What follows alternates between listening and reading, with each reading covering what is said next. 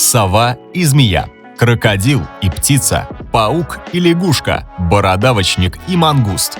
Вы не поверите, но эти животные могут дружить и приносить друг другу пользу.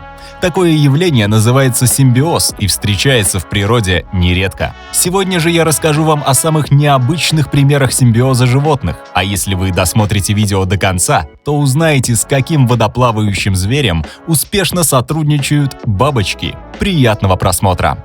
Дружбу животных различных видов не раз показывали на экранах. Думаю, всем известен самый яркий пример симбиоза в анимации – Тимон и Пумба.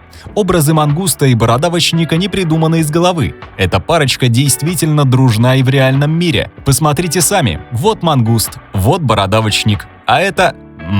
страшное нападение мангуста на бородавочника? Давайте разбираться. Эта парочка живет в африканской саванне. Однажды ученые Уганды стали свидетелями очень странного взаимодействия двух совершенно разных животных. Бородавочники не только не нападали на мангустов, но и специально ложились на землю, чтобы те подошли к ним первыми, как будто сдаются еще до принятия дуэли. Выяснилось, что такое взаимодействие выгодно обоим видам. Бородавочники получали от мангустов услугу чистки шкуры, а острозубые мангусты – трапезу, ведь они выедали из этой шкуры различных насекомых, которых они просто обожают. Кстати, такое явление тоже имеет свое научное название – мутуализм. Это вид симбиоза, при котором оба партнера в результате процесса взаимодействия извлекают пользу. Тимону – еда, а Пумбе – избавление от надоедливых паразитов. Так что на этой картинке вовсе не нападение злобных мангустов на бедного бородавочника. Кабанчик просто наслаждается процедурами. Своего рода чистильщиками могут выступать не только животные, но и птицы и рыбы. В общем-то, тип взаимодействия, при котором один вид выедает паразитов со шкурки, а второй радуется тому, что этих паразитов больше нет, довольно распространенное явление. Вот, например, окспекеры. Это такие птички, которые проживают в африканской саванне. Они выедают насекомых, живущих в шерсти буйволов, жирафов, импалов и других крупных млекопитающих. Удаление блох, вшей и клещей – полезный уход для этих животных, потому что вредители не только надоедают своим постоянным копошением, вызывая зуд, но и могут быть причиной развития различных инфекций и заболеваний. Кроме того, эта птичка полезна буйволу и для другого. Когда она видит хищника, угрожающего стаду, тут же начинает издавать громкий предупредительный сигнал. А вот на этих кадрах видно, как эти же птицы, окспекеры, помогают бегемотам, удаляют все тех же паразитов. Бегемотам, кстати, повезло в этом чуть больше. У них есть и другие помощники – рыбы. А именно маленькие рыбки под названием черные лабио. Они также вычищают шкуру бегемота, пока тот находится в воде. А в воде бегемот проводит большую часть своей жизни. И здесь нельзя не вспомнить знаменитого Мота-Мота. Кстати, черные лабио помогают не только со шкуркой. Они нередко заплывают этим крупным хищникам прямо в пасть. Зачем? Чтобы заняться там стоматологическими процедурами, почистить зубы и десна. Правда, у меня для этих врачей есть плохие новости. Бегемоты питаются рыбой. Вот так вот и помогай людям. То есть бегемотам, конечно. Есть такое растение, ну или не совсем растение, которое называется актиния. Если вы не понимаете, в чем тут путаница, посмотрите сами. Оно выглядит как настоящее растение, но на самом деле таковым не является. Сейчас расскажу подробнее. Усредненный рецепт этого необычного животного, да-да, именно животного, такой. Берем круглую основу, к ней крепим колоннообразное туловище длиной сантиметров 10, потом добавляем щупальца с ядовитыми стрекальными клетками, как у медуз, а потом разбрасываем эту штуку по всему океану. Готово! Да, согласен, это действительно очень странное существо, которое к тому же совершенно не умеет передвигаться. Вот здесь мы с вами и вспомним о симбиозе. Актинии очень дружны с различными членистоногими, например, с крабами-боксерами. Да, такое вот забавное название, но я понимаю, откуда оно произошло. Помните, я говорил, что актинии ядовиты? У них есть специальные щупальца, выделяющие токсичное вещество. Так вот, эти хитрые крабы подбирают актинию и носят ее в своей клешне для защиты от хищников. Ведь если тот нападет, можно сделать хук правой прямо в глаз и оставить нападающего слепым. При этом взаимодействие двух животных все еще считается мутуализмом, то есть приносит пользу сразу двум участникам взаимодействия. Актинии благодаря крабам получают мобильность, которой им так не хватает. Что ж, и это еще не все. Когда я говорил, что эти животные дружелюбные, я действительно имел в виду, что они способны жить в мире и согласии со многими другими видами организмов. Некоторым видам рыб, например, рыбе-клоуну, актиния позволяет подплыть очень близко и даже поселиться в своих щупальцах, а потом защищает ее от врагов своим ядом, который для рыбы-клоуна совсем не опасен, а взамен получает чистильщика, активно ухаживающего за своим новым домом. Он убирает различный мусор, паразитов, съедает зараженные инфекцией ткани и вентилирует воду. Это один из самых продуктивных симбиозов в природе. Пока я не отошел далеко от морской тематики, расскажу вам еще об одном интересном примере мутуализма океанских жителей. Вам бывает лень передвигаться?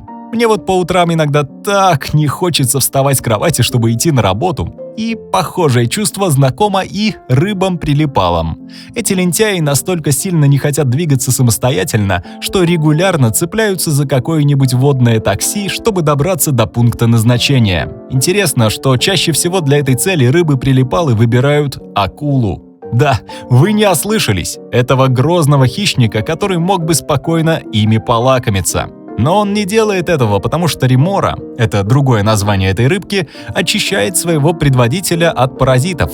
Иногда даже пробираясь для этого ему прямо в рот. Ведь если бактерии останутся на коже, это может вызвать раздражение или привести к инфекции. Такой вот переносный доктор. Кроме передвижения, рыба-прилипала получает от акулы пищу. Она съедает все остатки добычи хищника, временно отлипая от него. Интересный союз, не так ли? Учитывая, что ремора и сама могла бы стать добычей. Но, кстати, если прилипала случайно перепутает вид акулы, сядет, например, на лимонную или песчаную вместо белой, то, несомненно, окажется съеденной. Ведь эти виды акул не в восторге от такого соседства. Залезть в пасть крокодилу? Да легко. Это девиз одной африканской птички. Она называется египетский бегунок, или по-другому крокодилов сторож.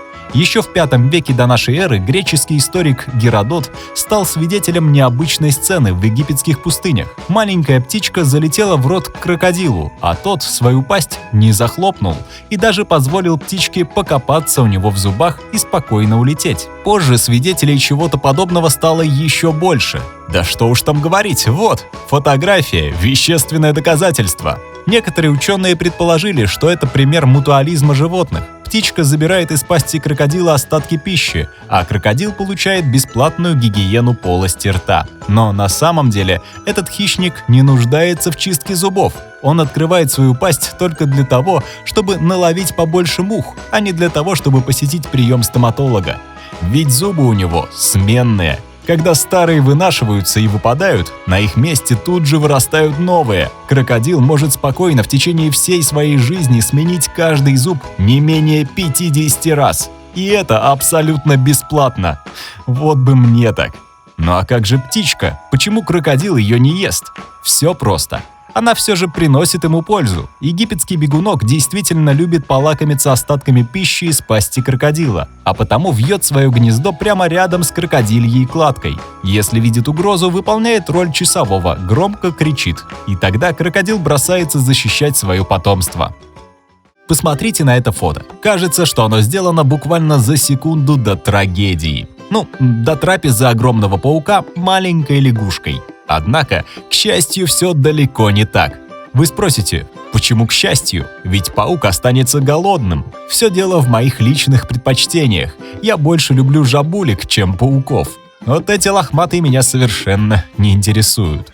Итак, как же так получилось, что пауку совсем не интересна лягушка в качестве пищи? Все дело в том, что потомство птицеедов или тарантулов совершенно беззащитно. Но посудите сами, разве могут яйца защищаться? Вот тогда-то этот грозный хищник решается завести себе помощника, который не прочь полакомиться легкой добычей – муравьями, которые ползут к яйцам паука, чтобы съесть их. Тарантулу очень выгоден такой союз, поэтому он даже рад этому соседству и защищает свою лягушку от других хищников. Такой вот пример оборонного симбиоза. Правда, спешу вас расстроить, иногда паучок забывается и все же съедает своего незаменимого помощника. Или не такого уж незаменимого. Правильно говорят, незаменимых сотрудников не бывает. Что уж поделать, наймет нового.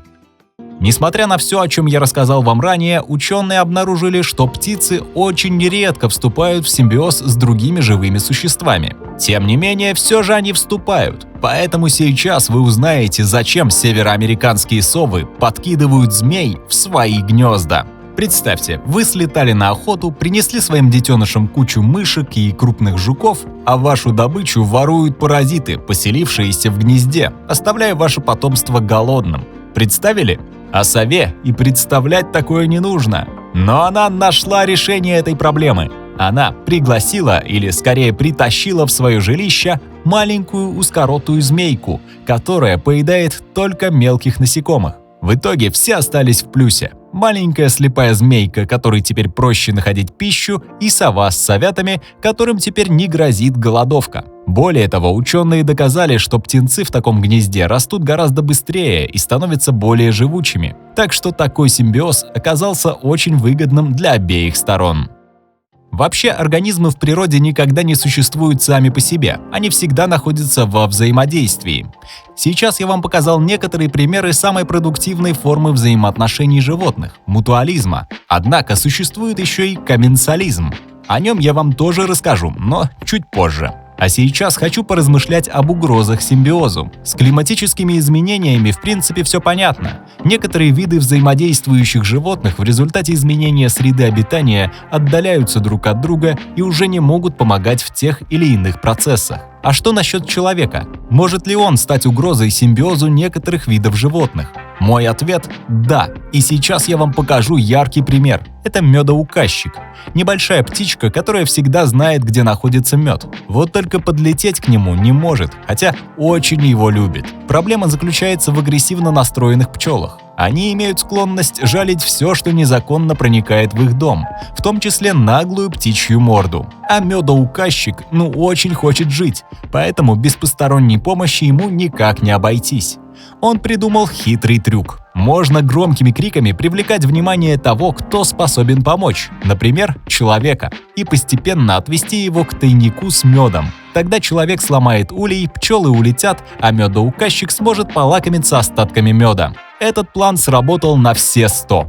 Вы спросите, а при чем тут угрозы симбиозу? Вряд ли кто-то, кроме человека, смог бы догадаться пойти за громко кричащей птичкой. А вот и нет. По некоторым данным, раньше частым помощником медоуказчика был медоед, а человек его просто вытеснил в этом нелегком деле. И теперь медоед остается голодным. Это всего лишь один из примеров, как вмешательство человека в природные экосистемы может привести к разрушению симбиотических отношений животных. И я уже ничего не говорю о загрязнении окружающей среды или разрушении мест обитания. Тут и так все очевидно.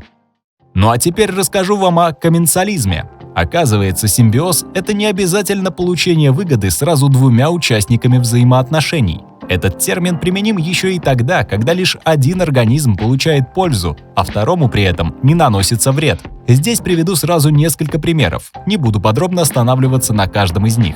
На этом фото мы видим, как воробьи преследуют фазана, чтобы полакомиться мошками, которых тот поднимает в воздух. Здесь египетская цапля шагает за азиатским буйволом ровно с той же целью. Она тоже не против покушать насекомых, которых поднимает в воздух крупный хищник, проходя через растительность. А это гиена. Она ходит за львом по пятам. Царь зверей оставляет кусочки пищи после своей трапезы, а гиена не против их подобрать. Это, пожалуй, самый распространенный вид взаимодействия при их комменсализме. Кто-то один оставляет пищу, которая ему уже не нужна, а потом кто-то другой ее доедает. Но есть еще один вид, назову его маскировочный. Так некоторые маленькие рыбки живут на других морских животных, меняя цвет, чтобы сливаться с хозяином, тем самым получая защиту от хищников. Очень необычно. А самый красивый пример симбиоза я оставил вам на десерт. Итак, вы готовы наконец узнать, зачем бабочка пьет слезы черепахи? Здесь нет никакой тайны. Ученые из исследовательского центра при перуанском заповеднике, понаблюдав некоторое время за этим красивым явлением, сделал вывод. Бабочкам, проживающим в этом регионе, просто не хватает некоторых минералов, а именно соли, поскольку вся вода в местных лесах пресная. Вот бабочки и пьют слезы черепах. Вы спросите, если же вода пресная, откуда черепахи берут соль? Все просто. Они являются плотоядными и получают подобные микроэлементы из животной пищи. Бабочки же питаются лишь растениями, что и побуждает их искать дополнительный источник витаминов. В природе такое явление достаточно распространено. Так некоторые попугаи лижут глину, а обезьяны едят землю. Однако восполнение нехватки минералов за счет слезной жидкости другого животного не встречается нигде, кроме лесов Амазонии. Тем не менее, одна загадка все же остается нераскрытой. Почему же плачут бедные черепахи? Берегите природу, ведь она скрывает столько удивительных секретов. На этом у меня все. Спасибо за просмотр.